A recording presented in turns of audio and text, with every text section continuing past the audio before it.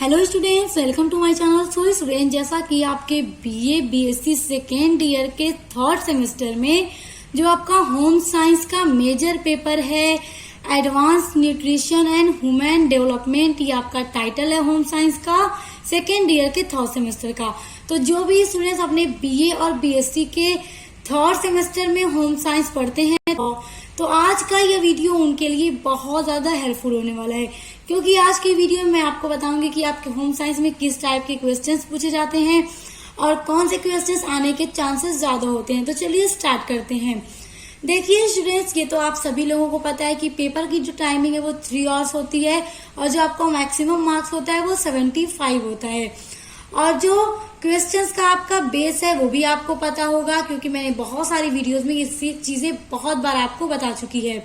देखिए, एक बार फिर से बता देती हूँ कि जो आपका पेपर है वो 3 सेक्शंस में डिवाइड होता है। पहला सेक्शन ए, दूसरा सेक्शन बी एंड तीसरा सेक्शन सी।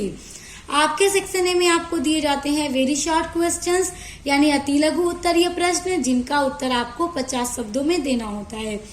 उसके बाद आ जाता है आपका सेक्शन बी। सेक्शन बी में आते हैं आपके शॉर्ट क्वेश्चंस, यानी लघु उत्तरीय प्रश्न जिनका उत्तर आपको 200 शब्दों में देना होता है।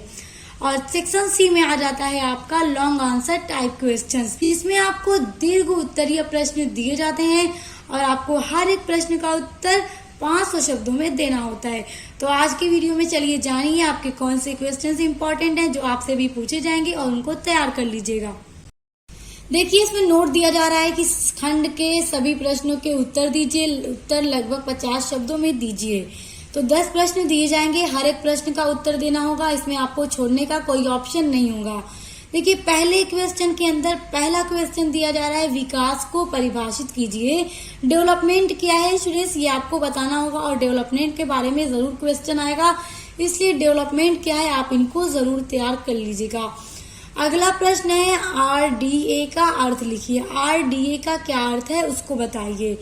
उसके बाद तीसरा है व्यक्तित्व का अर्थ बताइए। व्यक्तित्व क्या है, यानी पर्सनालिटी क्या होती है।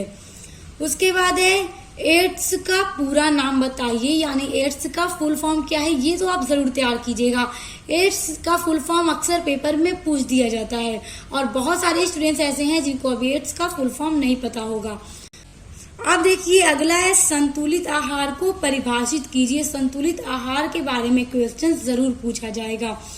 जितना भी क्वेश्चन आपका अति लघु का बता रही हूँ सभी इम्पोर्टेंट है। देखिए, अगला है कोलोस्ट्रम क्या है। मोस्ट इम्पोर्टेंट टॉप लेवल का क्वेश्चन है, स्टूडेंट्स एग्जाम में जरूर आएगा। अब देखिए, अगला है मध्य बाल्यावस्था के विकासात्मक कार्य लिखिए।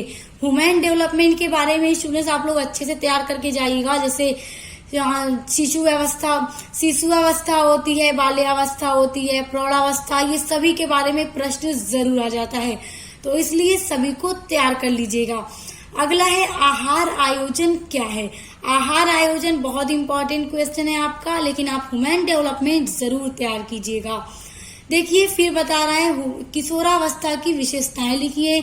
आप देखिए, किशोरावस्था की क्या विशेषताएं हैं, मैंने आपसे इसलिए कह दिया कि आप ह्यूमन डेवलपमेंट के बारे में, उनके कैरेक्टरिस्टिक्स के बारे में तैयार करके जरूर जाइएगा। आपका बहुत सारा क्वेश्चंस उसी से रिलेटेड पेपर में पूछा जाएगा। अब देखिए, अगला है अनुपूरक आहार क्या है। अनुपूरक आहार बहुत इंपॉर्टेंट है, यानी सप्लीमेंट्री फूड क्या है। तो अभी जितने 10 क्वेश्चंस आपको बताएंगे, 10 क्वेश्चंस कॉमन से क्वेश्चन है जो एग्जाम में जरूर पूछे जाते हैं, तो आप इनको जरूर तैयार कर लीजिएगा। अब आ जाइए सेक्शन बी में। सेक्शन बी में आपको जितने भी प्रश्न बताऊंगी आपके लिए सभी प्रश्न इंपॉर्टेंट होगा। देखिए, सेक्शन बी में आपको कहा जाएगा किन्हीं 5 प्रश्नों के उत्तर दीजिए। यहाँ पे आपको टोटल 8 प्रश्न दिए जाएंगे।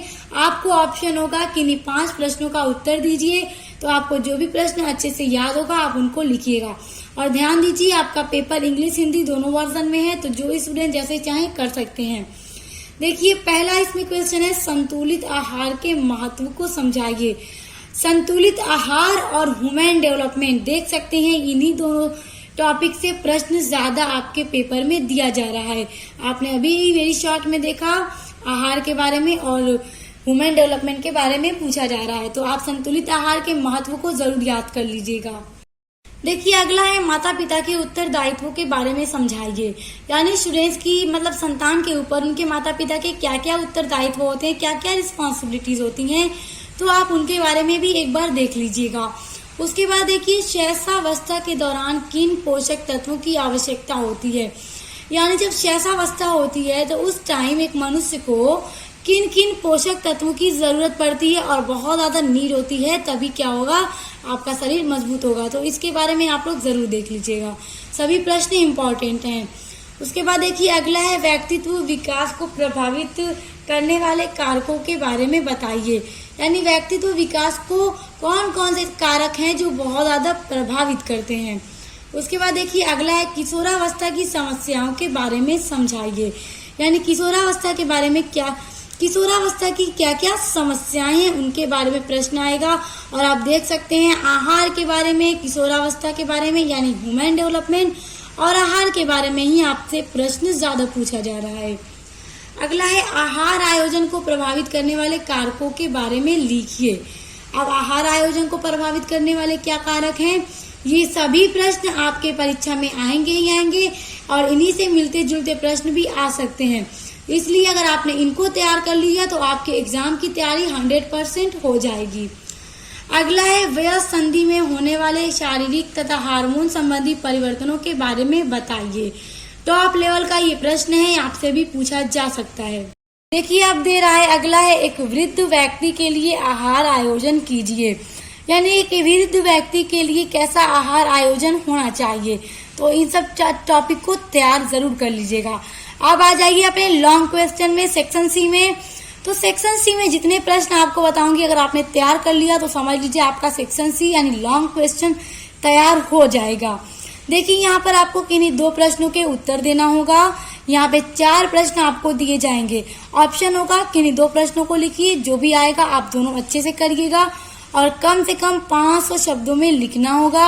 अगर आप 500 शब्दों में एकदम सही पूरा लिखेंगे तो आपको पूरे मार्क्स मिलने के चांसेस होते हैं। आप 450 के आसपास भी लिख सकते हैं, मगर 500 जरूर होना चाहिए।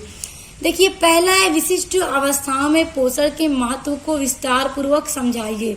यानी विशिष्ट अवस्थाओं में जो पोषण के महत्व हैं वो क्या है उनके बारे में एक्सप्लेन कीजिए। उसके बाद है प्रौढ़ावस्था में शैक्षिक तथा व्यावसायिक समायोजन के बारे में विस्तार से लिखिए।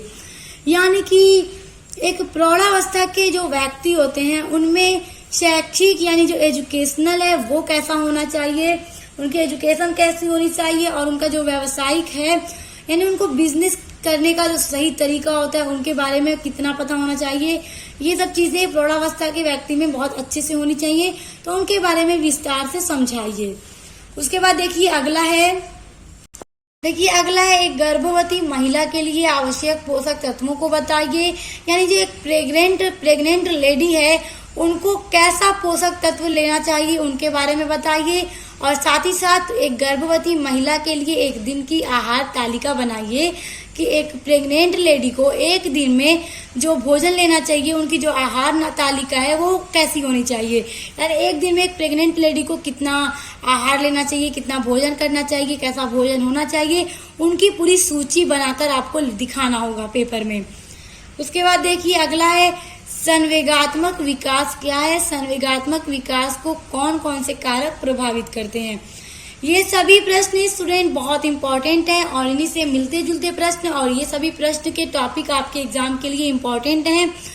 अगर आपने इन सभी प्रश्न को तैयार कर लिया तो आपका समझ लीजिए पेपर की होम साइंस की तैयारी बहुत अच्छी हो जाएगी और साथ ही साथ आप अच्छे मार्क्स भी लेकर आएंगे। तो स्टूडेंट्स इसी तरह इंपॉर्टेंट क्वेश्चन पेपर के लिए आप मेरे चैनल को सब्सक्राइब करके बेल आइकन को प्रेस कर लीजिए। तो हम मिलते हैं नेक्स्ट वीडियो के साथ।